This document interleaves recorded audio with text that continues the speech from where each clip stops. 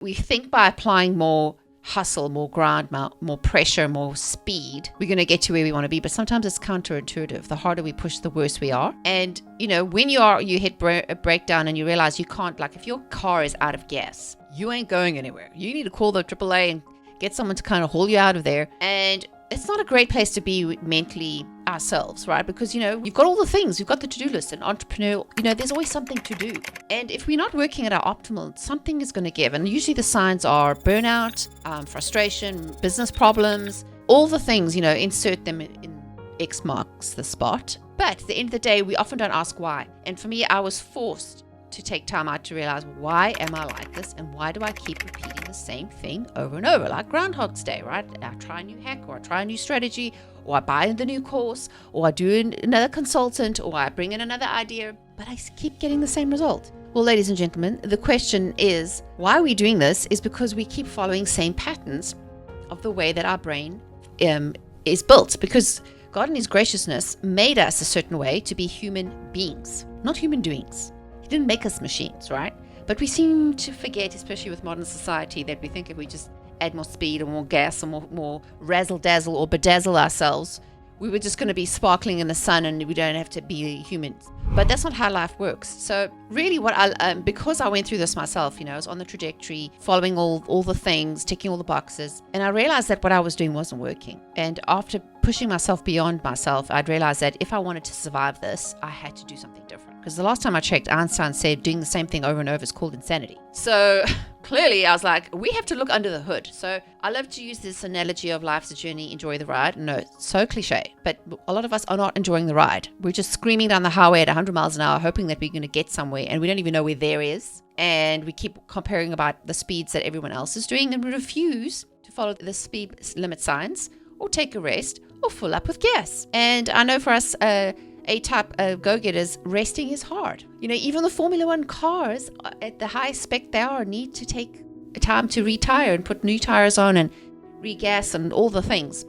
Hopefully my story will help encourage your listeners not to push yourself to that point of implosion, destruction, where your relationships, your business, your finances, your life is falling apart. That's not advisable, because yes, it's fixable, but if you can see the signs and avert danger, then all the better, right? But here's the thing is, a lot of us don't want to take that time out to actually reassess and ask ourselves the deep questions, like, why do I do what I do?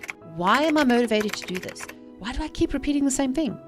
And here's the thing is, what I looked at the neuroscience, I realized, our brains have been designed for a reason.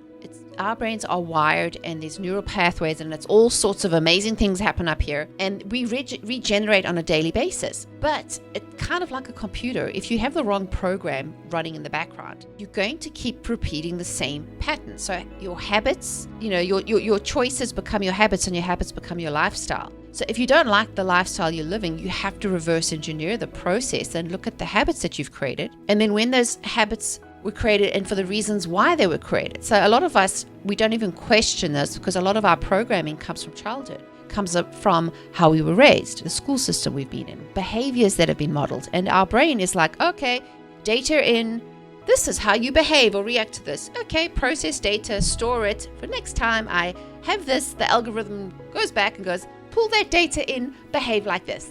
And we wonder why we are fighting inevitable, right? So part of the process, I was like, there has to be a better way. Like, I'm a strategist in my business. I'm always looking for a path and a way and looking at where is this going to lead us.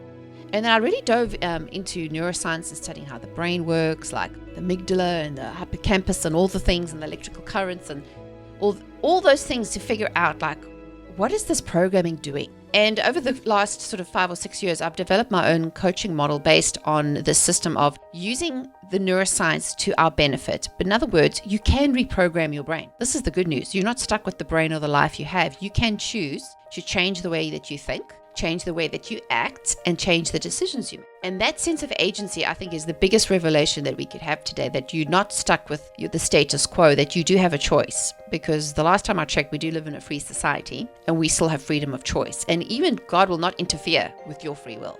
So hallelujah to that, right? And I think a lot of us don't wield our will for the right reasons. And sometimes it means because it's motivated by things that aren't necessarily great for us. So what do I mean by that? So let's take an example. High performing, say you're running a business, you want to be able to do the things for your family. And of course, I know men especially are driven to take care of their family and to provide, but sometimes that can come at a cost if we are driven by the wrong motives. Now, everyone in the world is subject to dealing with pride and ego. And it's not a pretty thing. Men and women, doesn't matter about your age or society. We all are driven by that intrinsic motivation to do better, right? And God designed us that way for a reason. So we can pursue and do better. But sometimes we get so hung up on this broken record that's, got to do, like whether you were raised in a family where work ethic was super strong. Like if you don't work hard, you don't have any worth. That gets wired in us as kids, and then it shows up as performance later and, workaholism. Whatever it is. But really the good news is that with the tools of rewiring and understanding the neuroscience, and because the neuroscience is still developing and people are, the medical science hasn't really understood the full capacity of our brain's potential. But at the same time, we have realized that we do have control over that. So what I love about the neuroscience is, and how I love to marry that between the performance mindset, like an athlete mindset, as well as taking control of the choices we make, and then having a faith element, because I really believe like a lot of the stuff out there in the world has really taught us a lot about self. Like I have a problem with self-help because of the word self, because there's limits to self. There's only so many books and courses and coaching and programs you can do until you reach the end of yourself. And if your self is limited in terms of hard drive space, memory, like we're thinking of our brain as a computer, right? We know if you want to perform better, sometimes you have to reboot, reinstall, and upgrade. So part of what I love to teach people is that process of upgrading their brain, upgrading their mindset, upgrading their life choices. And part of that, and as adults, we are notoriously bad at overthinking everything. We tend to always question and almost have this resistance to change. But that's a good thing, because our brain is wired to avoid discomfort. So part of what I love to teach and I'm passionate about is really helping people switch the light on in their minds and realize they are in control of their thoughts. There is a process of you being able to rewire your thinking.